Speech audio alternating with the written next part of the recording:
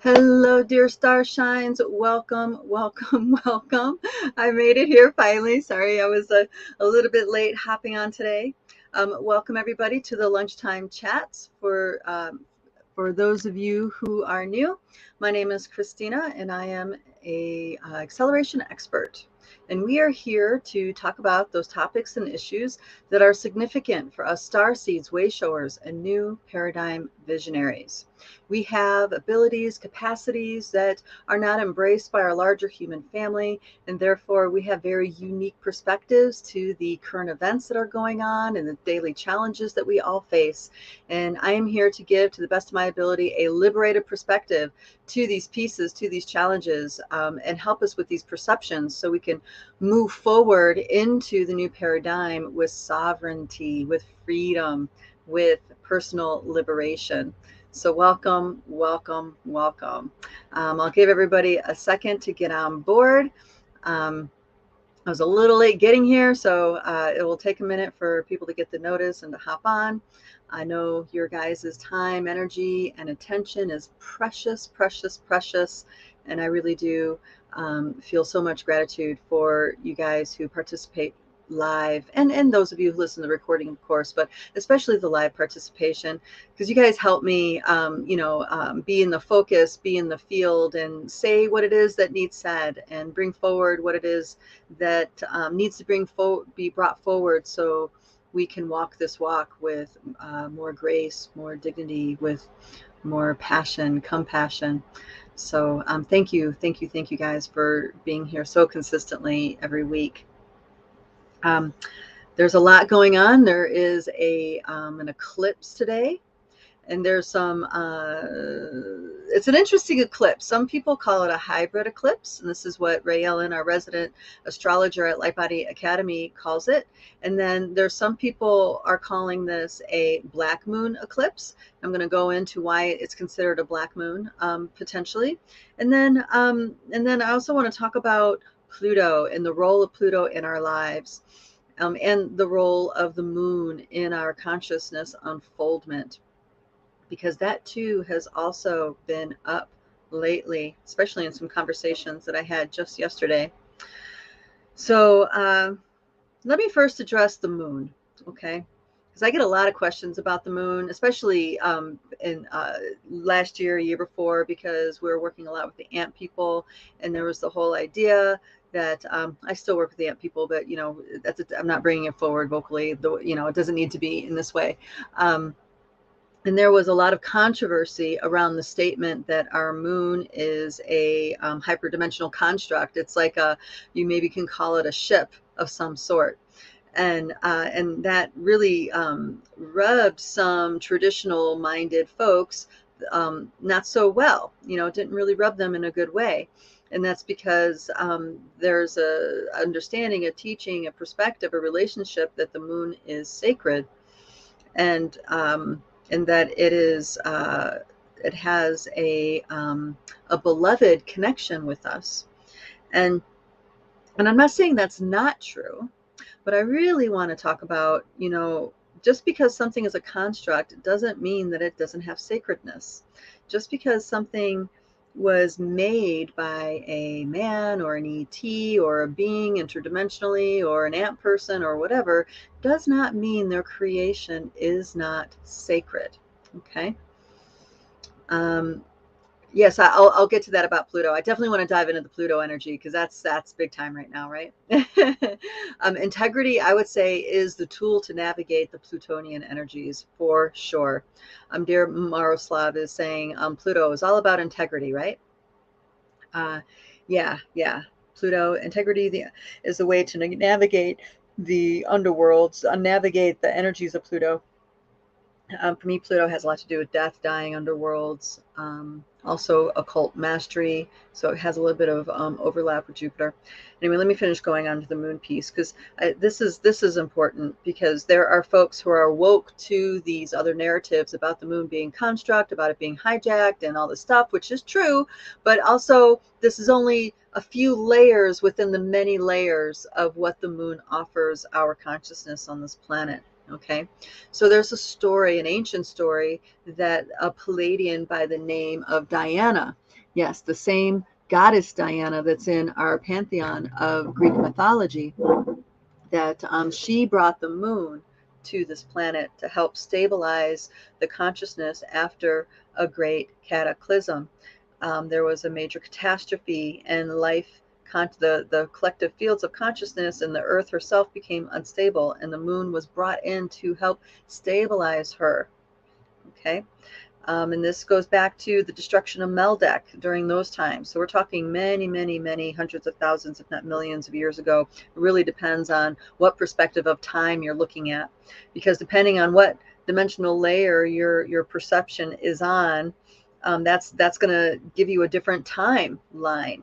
And this is why intuitive guidance from different councils, galactic councils or whatnot, this is why the timing is always not on, because their perception of time is very different than our perception of time. And this very fact was proven to us by Einstein with this theory of relativity. Okay, so time is relative. So this is not a new thought. I'm just reminding you guys that this is why time, there's so much discrepancies when we talk about time. It's because there's many beings looking at time through very different lenses, and they all have different relationships to it. Now, us in this 3D realm also have different relationships to time. So even in our realm, it's not consistent, even though we think it is, but it's not. It's not. For example, our planet spin has sped up. It's speeding up more and more every year. Therefore, the atomic clocks, which were considered the most solid timekeeping method known to man, are now off. Why are they off? Because the days are shorter. Okay. The day is no longer a 24-hour experience. They're getting shorter and shorter and shorter. And that means nature is in a different time rhythm than our clocks. And that gap is just going to get bigger, bigger, bigger, bigger. So we're going to get divorced more and more and more from nature, depending on what kind of method of time we operate by. I operate in spirit time most of the time. Of course, I have appointments and meetings and all this stuff, but I set my life up in such a way where when I need to be at places at certain times, it's all in a rhythm, it's all in a flow. And of course, if I'm out of rhythm, out of flow for some reason, my trusty calendar will give me a little buzz to remind me that I need to be somewhere, that people are expecting to meet with me. And spirit time is really the time where we are free, because things only happen when we are in the energy, when the energy is right. We only strike when the iron is hot. We don't strike because it's 2:00 and this is the time I'm supposed to strike. That is an artificial mechanism that guides our actions. When we're in spirit time, only when it's the right time is it the right time to do something or create something or to birth something. Okay, so this eclipse is coming on. There is a right time that is a setup of energies, nesting doll of energies, which means there's going to be times when the iron is hot for us to strike. So the moon, let me get back to the moon. So there is that story of Diana, Palladian Diana, bringing the moon, towing the moon into our reality. And then there's other narratives that part of our moon was hijacked, and half of it exists in the phantom realm and the other half is in our realm. And then there's even more information about the moon through our disclosure movement and the different folks that have stories there, where there are bases in the moon. There are ancient structures on the dark side of the moon. There are ETs that infiltrate our consciousness in the moon. We have subconscious chains that shackle and enslave our consciousness that are anchored in the moon. There are very specific subconscious infiltration programs that lock down our consciousness that are held in the moon. Okay, those are also narratives associated with the moon. And I can say all of this is true. It's all of the above. It's all of the above. But still, there is a sacredness to the moon. These lower frequencies, think about the moon as just like as a hyperdimensional being, like our planet. Our planet has many, many realms within her, many, many realms on her crust, and many, many realms within, under the crust. There's cities of light under the crust. There are interdimensional stargates, portals, oceans, rivers. You know, there's a whole underground ecosystem under in the subterranean aspects of this planet. She is a hyperdimensional being. There's many, many realities that are existing here. And when you keep going all the way to the core, the very, very core of the earth, you eventually reach the frequencies of the cosmic mother herself. That's cosmic consciousness that you get from reaching the very center of the Pachamama. So we need to expand our thinking a bit on what hyperdimensionality means, and that just because something is, you know, this size doesn't mean there can't be an entire galaxy right there, right? Just because something is in this 3D realm doesn't mean that it has a connection to something on the other side of the cosmos. Just because you are in this biosuit doesn't mean that your thoughts and concepts and interactions aren't influenced by stars that are millions of light years away. Okay, we are all intricately connected. So when we talk about the moon and the infiltrations of the moon, we're talking about layers within the bigger interdimensional perspective, I'm sorry, hyperdimensional existence of the moon. There are much higher dimensional frequencies of the moon that are uninfiltratable. Okay, these are frequencies within the moon that is the moon that cannot be spliced, hijacked, infiltrated, you know. So there is still a sacred frequency that the moon can bring and holds for us within our spirit cycles.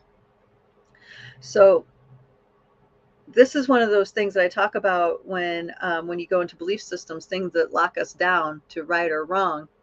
When you're able to look at it and accept all of it as being so, then it's like you'll notice your body opens up, and maybe some confusion that you once had goes away. Maybe some angst that you once had in relationship to something now is relaxed. Okay, so when we're going into these mythologies and stories, they're all very helpful to know about. But then once we know about them, it's up to us to find right relationship with it. How, now that we said yes to understanding the story, digesting the story, how do we become in right relationship to it where we are still free? It doesn't hijack us. It doesn't lie to one side of the argument or the other. Some might consider that a cop-out, but it's not. It's acknowledging that everything can be valid. Everything is possible. And if you can really focus on the parts that are hijacked and still have the sacred aspects in your awareness at the same time, now you have the key on how to decode these aspects of you that have been hijacked with those programs. Okay? So it's really worth our time to explore where we're at with these things, and this eclipse is the perfect time for it because Pluto is involved. Okay, now all of spirit time is all about cycles. Cycles. You have short cycles, you have long cycles. You have cycles that are 24 hours, you have cycles that are 3 days, you have cycles that are 30 days, you have cycles that are 365 days, you have cycles that are 12 years, 340 years, 100,000 years, a million years, 100 billion years. There's lots of cycles within cycles within cycles within cycles. That's what that is what holds this reality together, is all these cycles working simultaneously together. Okay, and this is some of the reason why I love the work of Barbara Hand when she talked about the Mayan code, because she's talking about the calendar and how all these cycles work together. It's not that now that one cycle has started, now that's our only influence. No. There's all these cycles that get going. They go, and then a new cycle is introduced, and it's added to the already existing cycles. That is how our consciousness grows and expands. It's not, okay, I'm done with that, now I'm in this. It's like, no, it's this and that. How do we find harmony with this together? Ooh, I'm having a light bulb moment here. Oh man, okay, this is in regards to a personal thing, but yes, it's not jumping from one to the other. The one The previous still exists while you are going into the other, and it's now how do you find that harmony where they both exist? It's kind of like loving multiple people at one time. It's not like your love is a singular focus. You can love somebody. You can love, like if you have lots of kids, right? If you have multiple kids, you love your kids. Sure, the love is different between the kids because of personality and frequencies and all that, but it's not that because you love one, you don't have enough love for another. The same thing with family and friends. Okay? The more, oh, I'm seeing, yeah, it's like the more people in our lives that we truly love there are, the more free we become. So just because things shift in relationship to the social standard of things doesn't mean that we have to now cut anybody off from anything. We can love multiple things at one time. We can appreciate multiple perspectives at one time. And when we're able to see all these perspectives at one time, that's what liberates our consciousness. That's what liberates our awareness. This is one of the many reasons why you have elder councils, because the more perspectives you have, the more complete picture you have. This is why a lot of the star people that come to us, I'm moving my hand, sorry, it got blurry. This is why, there we go. This is why a lot of the galactic councils, star councils, the reason why they're showing up in council, because the more perspectives we have of a particular data set of a particular reality, the more complete picture we have of that reality. Okay. So this good, bad, right, or wrong is a grid.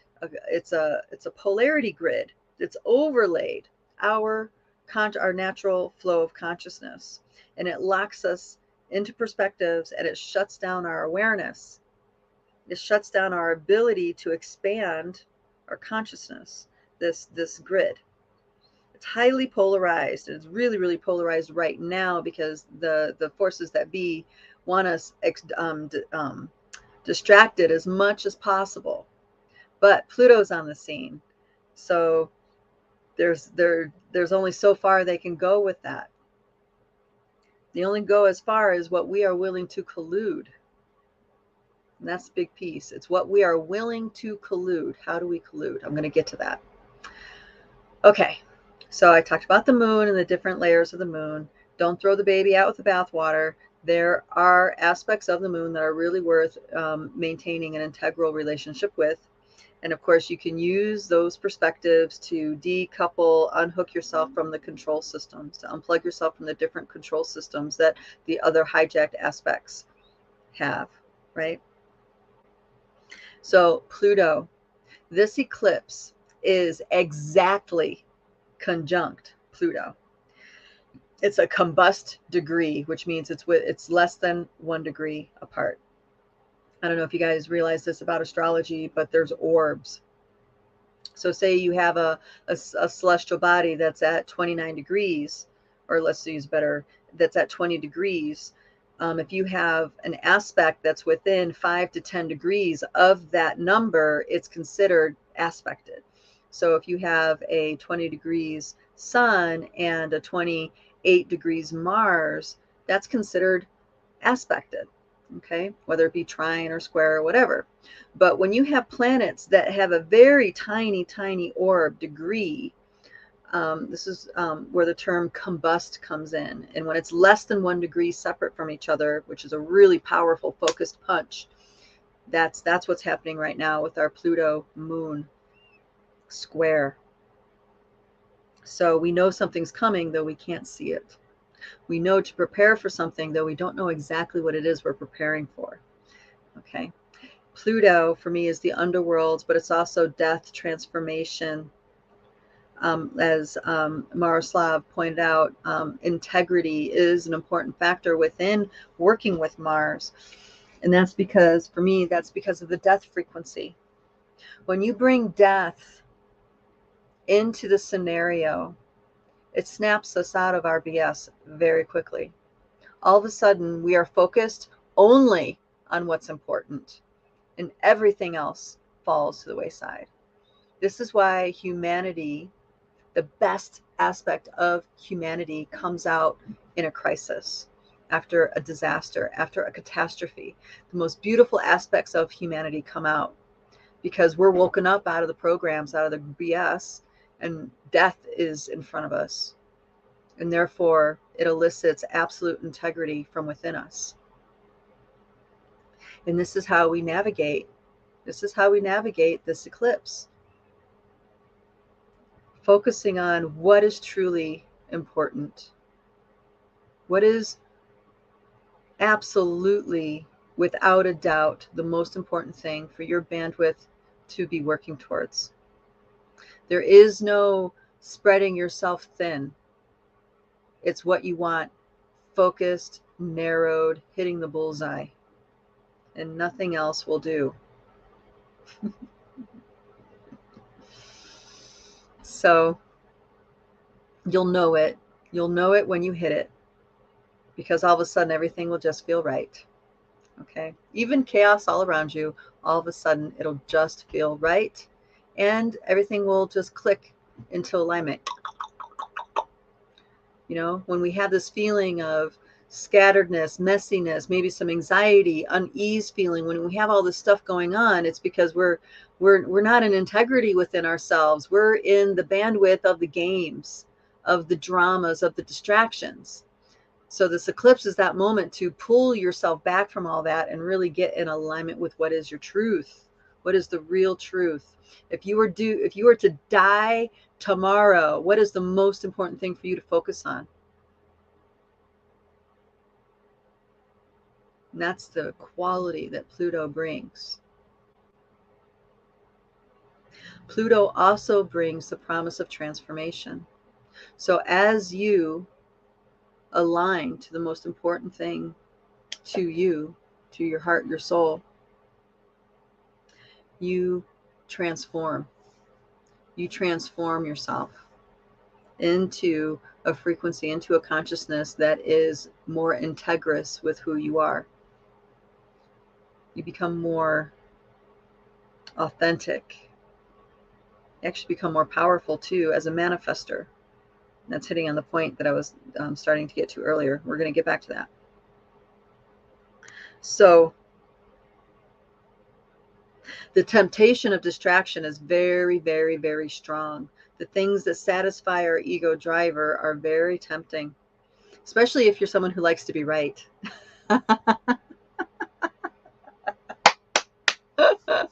Do you like to be right? I'd be curious to hear from you in the comments. Do you like to be right? Who doesn't like to be right, right? But what I mean is when you have to be right and someone else needs to be wrong. That's where the disparage comes. So our ego driver needs to feel like it's on the right path, it's correctly informed. You know, the ego driver needs all these pieces. You're a worthy human, you're a valid this, you're a valid that, right? All these things our ego driver needs. Pluto checks all that. Pluto checks all that big time.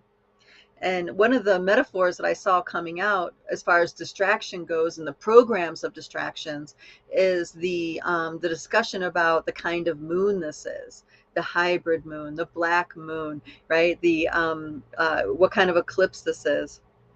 And the example that I have is the black moon, right? Do you guys know what a black moon is? Have you guys ever heard of that? If you have, put it in the comments. It's a very interesting concept that I learned from Janet Spiller. I don't know if you guys remember her from, oh my gosh, 30 years ago.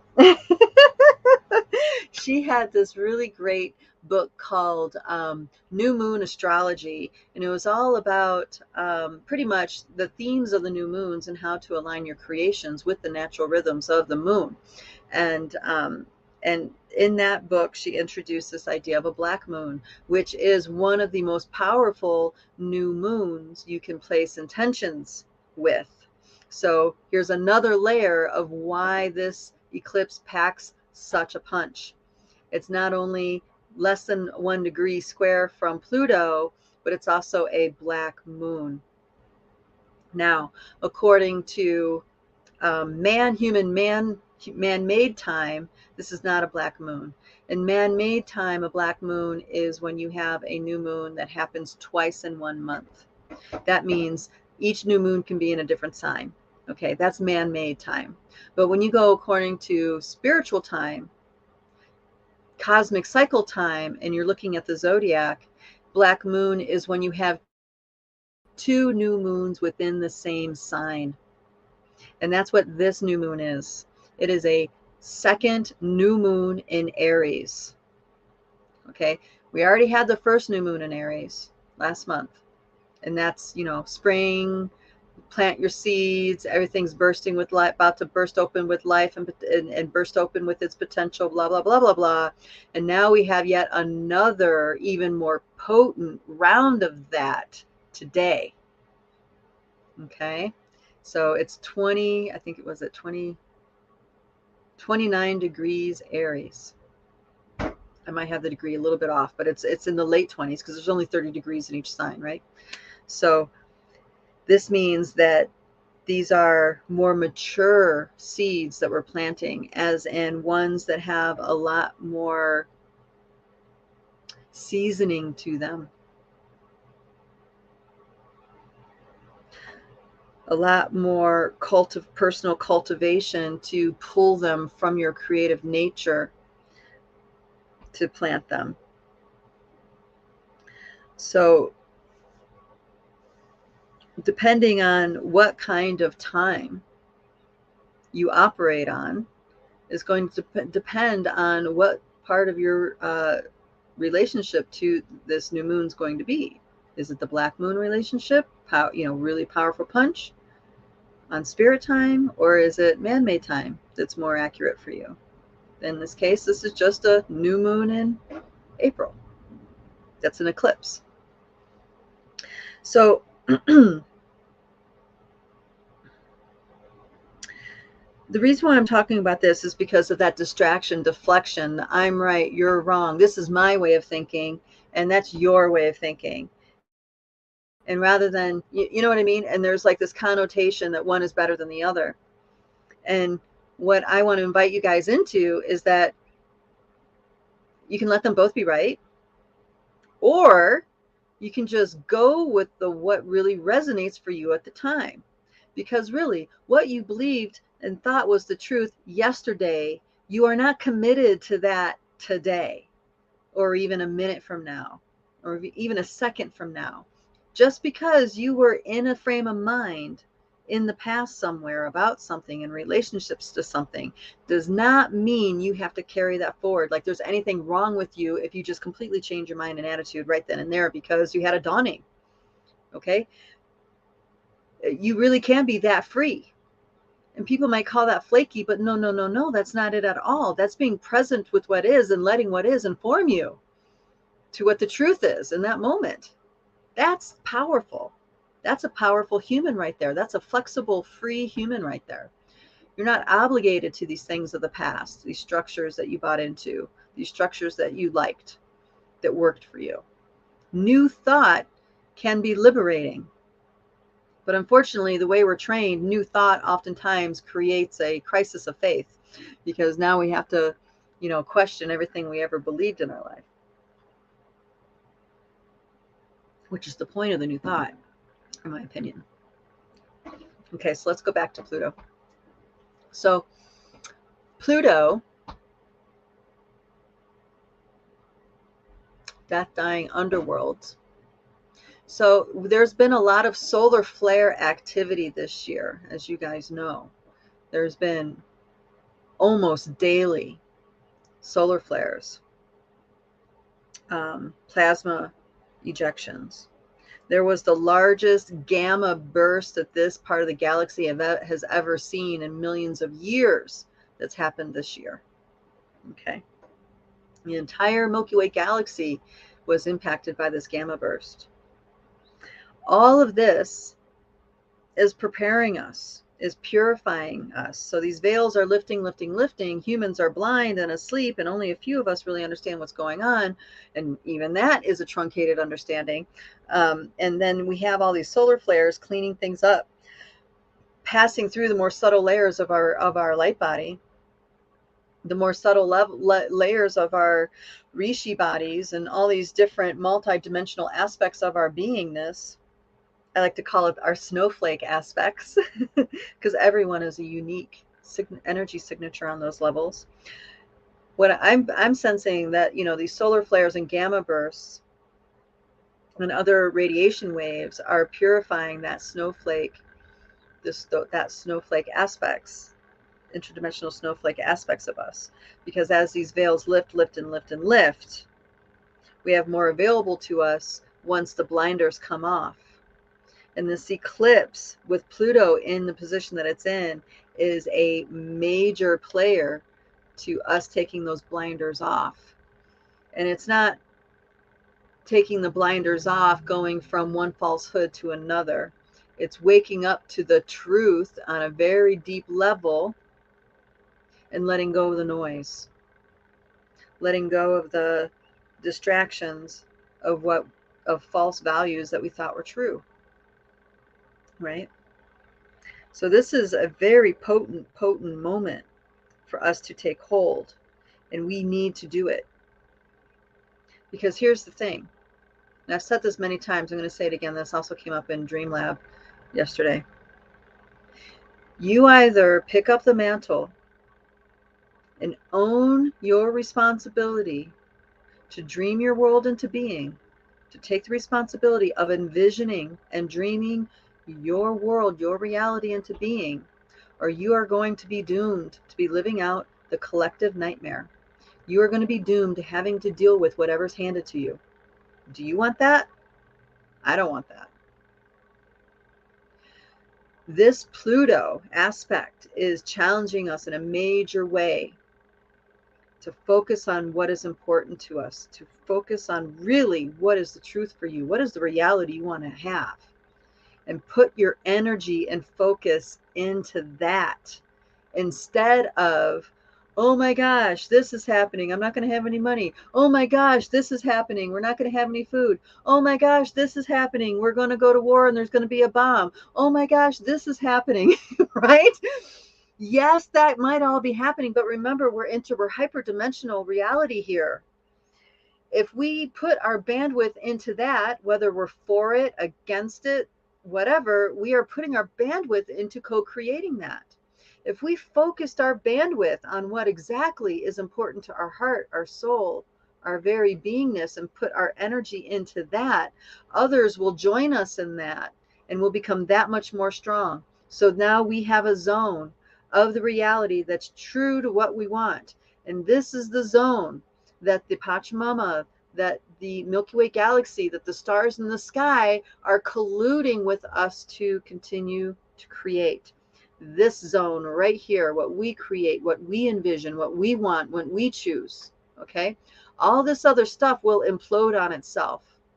And yes, it might mean there's a lot of suffering for the people who are locked in that prison, but that's not our responsibility right now.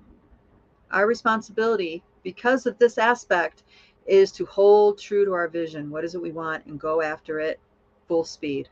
What is it that you want? Go after it full speed. Okay? No excuses.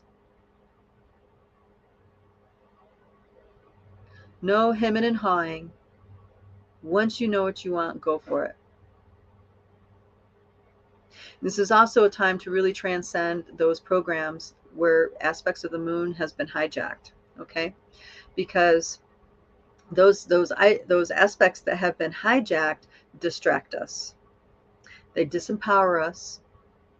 They tell us all the reasons why we can't do something. It facilitates synchronized experiences of disempowerment, irrelevancy, sadness, what do you call it? Woe is me, you know? This is an excellent time to break free out of those programs and reclaim ourselves. One of those things that it manifests as is we quite literally can't let ourselves get to know what it is that we want. Wow, right? I know I walked that for a long time in my life. I would always say, well, I don't really need much. I don't really want much, you know? which was true. I didn't want much. But I didn't want much because I wouldn't dare let myself want something. Because then that meant that some part of my subconscious connected to those moon programs was going to work against me ever having it. You know, whether it be love, success, recognition, health and healing, you know, I mean, not that I haven't had those things in my life, but I wouldn't dare really admit to myself that I wanted those things in my life. It would have to happen through happenstance, right? So that would keep those programs at bay that were actively working against me. And I still had a lot of momentum working against me. And I focused my effort, so much of my bandwidth, in maintaining peace, maintaining harmony, so I can have sanity in my life that I desperately needed in order to function. So I invested lots of life force energy and nurturing into the people who were all around me so I could have those moments, glimpses of peace and tranquility, of harmony. I spent a lot of time alone. Actually, I spent a lot of time alone with my kids. We spent, I can't tell you, I mean, most of our days were in nature because that's where it felt happy and harmonious. That's where, peace prevailed in my world. So we visited that a lot. But now we're coming into a new time. We're coming into a time where we need to step up as multidimensional sovereign beings, doing our part in creating the reality we want. We have that responsibility. Me, you, your friends, your family, all have that responsibility. Now, a lot of them might be lost and they have no idea what I'm talking about. They have no idea that maybe, that they even matter, but every single one of us matters. Every single one of us are so potent. Even though we may feel inadequate, we may feel impotent, we are very potent beings with the very space that we hold inside of ourselves. I went deeper into that last week. So whether you're a child or an adult, you matter. You're relevant. You have a place. So if you're an adult, we need to give our young ones a place. And if you're an adult and you don't know your place, you need to spend some time envisioning on what that place is. What is the truth for you? What is the truth for you? Not what other people think is the truth. What is the real truth for you? Do you want to make duct tape animals? Do that. You know what I mean? It may seem really strange, but if that's something you're called to, that's bringing you happiness, that's bringing you contentment, that's bringing your creative energy into something you enjoy, that's changing the space you're holding inside. It's changing your frequency. And maybe the perfect you're going to make an animal, someone's going to see it and they're going to be like, oh my gosh, that's amazing. And now they are inspired to do something that's right for them. It ripple effects. So there's nothing wasted when you're doing what you know is right for you, what is the truth for you. There's no effort wasted in doing that.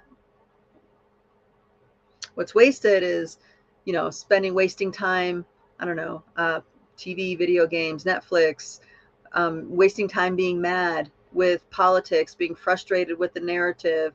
Not that you don't keep yourself informed, right? We keep ourselves informed, but there's a way to do it without it dominating your bandwidth, right? There's all sorts of games and distractions in every flavor you can imagine. So value yourself, value your time, value your focus, value your efforts, your nurturing, your creative energy, and that will help you redirect into what it is that's truly important to you, and envision how to do that. Start right now. And that vision is going to pull the pieces together, because the veils are that thin. They're going to pull the pieces together exactly in the way that's needed for you to step towards it.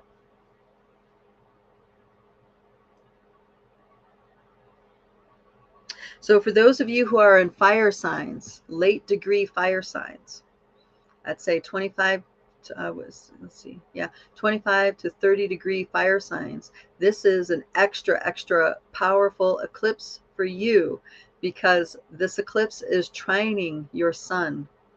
It's trining your personal power. So fire is really, really called for right now. And that's fire in many different ways. Passion fire, compassion fire, explosion fire, transformative fire, seed fertilizing fire. So all sorts of flavors of fire, and that's really the kind of energy that's called for. And the influence of this moon is not just 1 month because of its aspect to Pluto. Okay, there's one aspect, there's one that's carrying it for 6 months, right? That's the solar cycle. Oh, sorry, I didn't name all the cycles that this eclipse is hitting. All right, so this eclipse is hitting the lunar cycle, which is 28 days. It's hitting the solar cycle, right, which is 364 and a quarter days, 365 and a quarter days. And then it's also hitting the Plutonian cycle, which is like 230 years. Okay, so this eclipse influence carries through the entire lunar cycle. It also carries through the solar cycle, which will be 6 months. And then it also carries through the Plutonian cycle, which is 115 years. Okay? Because that's when Pluto will be squared this position again. Or I'm sorry, that's when Pluto will be in opposition of this position again. And 6 months from now, that's when the sun is going to be opposite to this position again. You see what I mean? So that's why these cycles are lasting that long. Okay? Because there will be new seed planted when it's in the opposite. The other thing to keep in mind is that there is a Mars aspect to this. So Mars takes a couple years to go around. I think it takes a couple years to go around full circle. So that's also adding another year-long cycle to this process, because Mars is going to cross over the nodal points of this eclipse. So it's going to give more fire to the already fiery aspect when it crosses over those nodal points. So there are cycles within cycles within cycles within cycles here. In this particular eclipse, because there's so many cycles involved, makes it extremely potent. The seeds you plant now will be reaped for many, many days, months, years to come.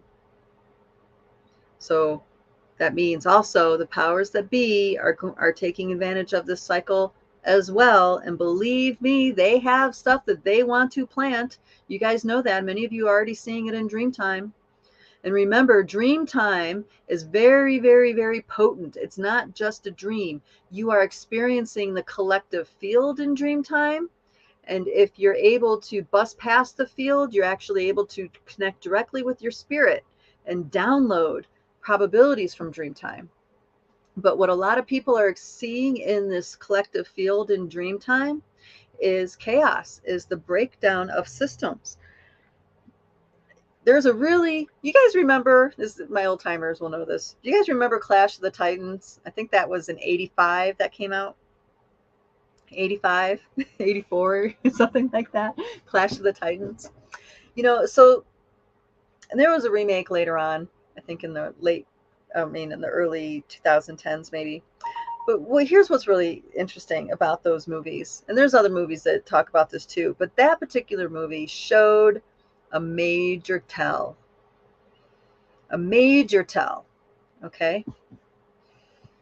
One layer of the tell is that the beings of our pantheons on this planet only are strong if they have our energy venerating them.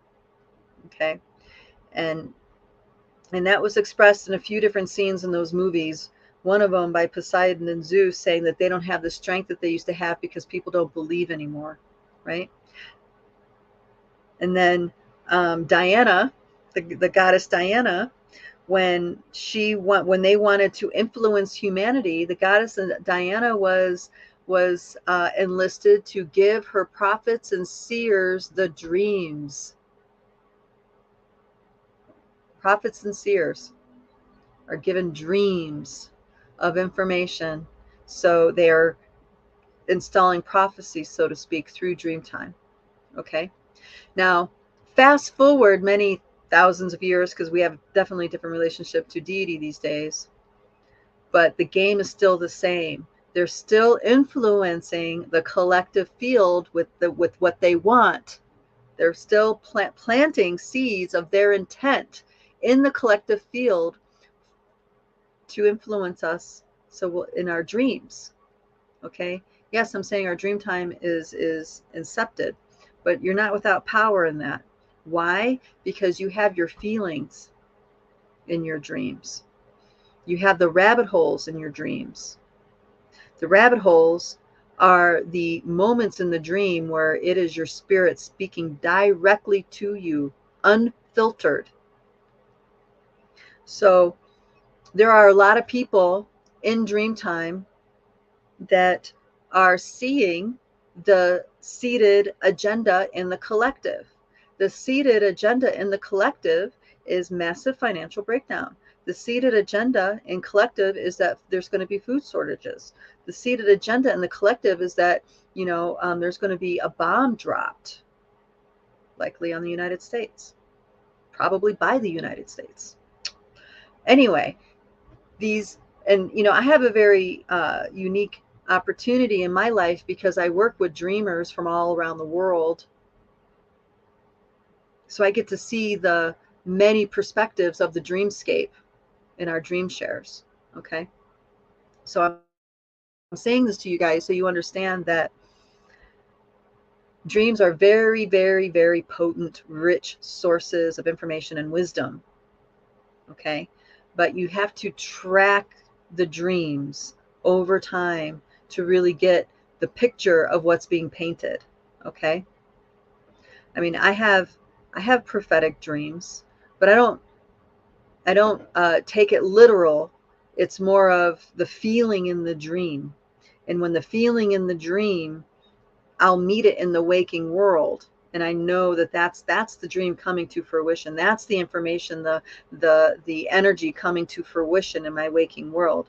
And this is how I'm even able to have prophetic dreams. Many people do have prophetic dreams, but we kind of have this strange relationship to them. We don't quite understand what's going on. We have a very narrow idea of what's happening. But the fact is, the powers that be, the interdimensional empire, so to speak, have beings that give us information in our dream time, and it's not necessarily for our liberation and freedom. This information is given to us to influence us, to direct us one way or the other, to guide our decisions and our actions. That's not to say there aren't benevolent beings influencing our dreams as well, because there are.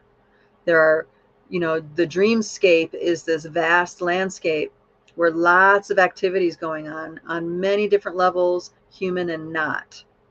And this is why a lot of traditions that work with dream time have a very solid, strong connection to their ancestry, because their ancestors in dream time and in the afterlife are holding a space together, a clear, still space for you to meet. And then you can orientate everything to that space, so you can see or have a healthier relationship with the dreamscape, because you have a baseline. A lot of people don't have the baseline, so they're just kind of floating all over until you discover your baseline, which always, so far in my experience, has to do with ancestral healing, waking up your ancestors, enlivening them to the truth of who they are, getting them out of the spaces in between, all those stuff. There's a lot of crazy stuff that happens in the afterlife. Anyway, getting back to those movies gave those tells, telling us how we are influenced in dream time by these beings and their agendas. So Whether something happens or not depends if it gets the critical mass of energy. And what's important for us to understand is that we are not the only ones participating in creating these zones of energy. Okay, these zones, these visions, these envisionings that we have for ourselves. There are many beings contributing into the envisioning. Just like with these other agendas, there's many beings contributing into these alternate agendas.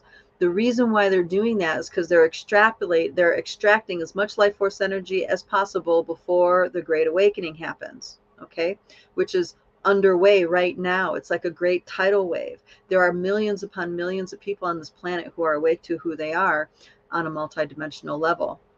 Now, we're scattered all over the place, so we're maybe not strong in community numbers, but we're getting there. The internet is very helpful for us in connecting. Knowing how to meet people in dreamtime is very helpful in us connecting. And then, of course, us congregating, answering our call to congregate in certain places in the physical is also very helpful for us. Which is, I feel like I found that in Mexico, actually.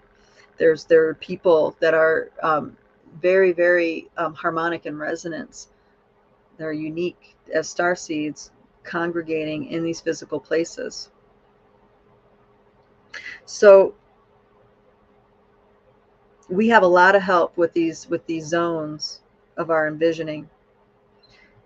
And this is the thought I want to leave you guys with. All of nature is colluding with you. The Pachamama and the interdimensional realms within her, the inner earth people, the ant people, the maybe people call Agarthans, all these beings in the inner earth are also participating and supporting what we're envisioning for ourselves, our truth, our calling, okay? The stars in the sky are supporting what we are envisioning for ourselves. The Milky Way galaxy herself is supporting us in what we are envisioning in ourselves. And this is shown to us by the emergence of the new star that Kuzaya found. Kuzaya is an ancient, I want to call him an ancient seer.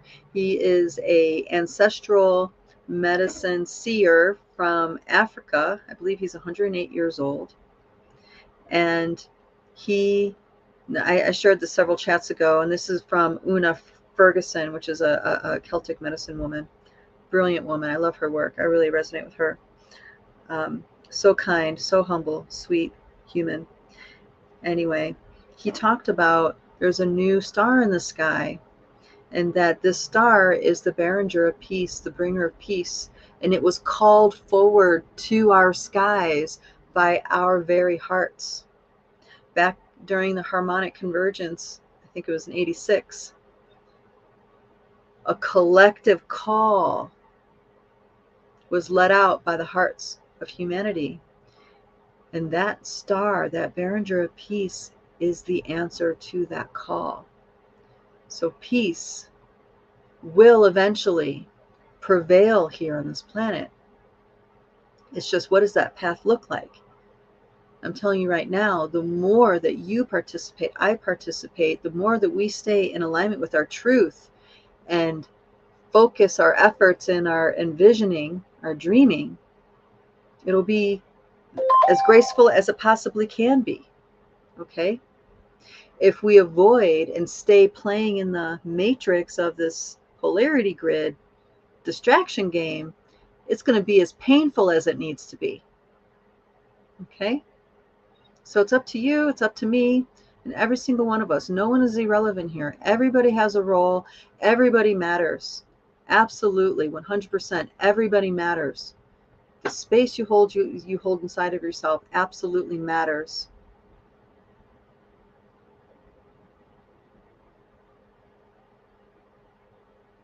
So all these beings, earthly, celestial, are supporting us in this envisioning. The reason why it feels like all these other beings are winning is because we are colluding with it without understanding how we're colluding with it. We are quite literally poisoning ourselves. We are at war with ourselves. That's what that is. We are tricked into colluding into the game. So the more angry you are, the more upset you are, the more appalled you are, all those things, that's you getting baited into participating in the game. So circling back around, envision, envision, envision. What is your vision? What is the truth for you?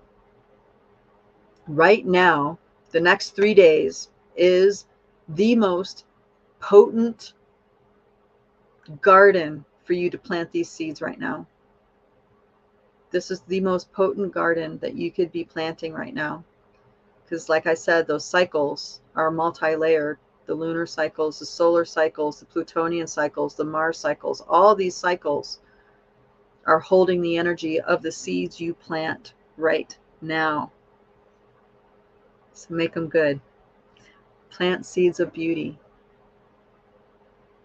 seeds of liberation, happiness, harmony. And however you envision that to be, spend as much time and energy feeding that vision as possible. And the more you do that, you'll be surprised how others are also wanting to join you in that. And now you guys can joyfully, harmonically create together what it is you really want. You have something really worth focusing on. You have something really worthy of your time, bandwidth, and creative energy.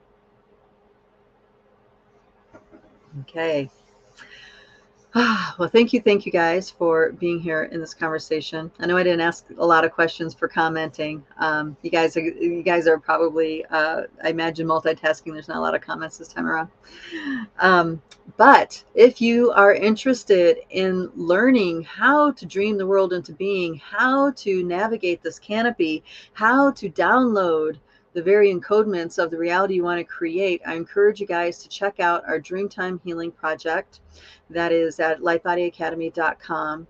And this is where we give you trainings on how to not only manage your energy as an empath and get command of your energy field, but also get command of your dream time so you can do your part in the most potent way possible of dreaming this world into being. So I encourage you guys to check that out. That's lightbodyacademy.com. That's it for me. Thank you. Mwah. I love you all. I'll see you guys next time. Bye-bye.